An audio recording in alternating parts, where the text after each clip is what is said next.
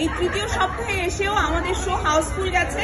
মানে আজকের এই দিনটা আমার জন্য হয়তো আল্লাহ মানে নির্ধারণ করে রেখেছিল যে তোমাদের পরিশ্রমের ফল এভাবেই আমি দিব, তোমরা ধৈর্য ধরো।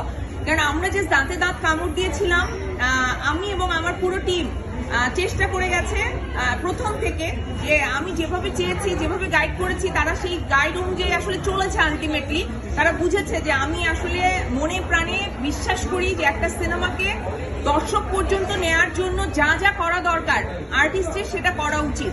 আমি এটা রেহানা মারিয়াম নূরেও করেছি, যদিও তখন খুব একটা অ্যাপ্রিসিয়েশন পাই নাই, বাট এখন মানুষ আরো বেশি দেখছে, তারা বুঝছে যে আসলে আমি একার হাতে কিভাবে একটা সিনেমাকে টেনে নিয়ে যাই।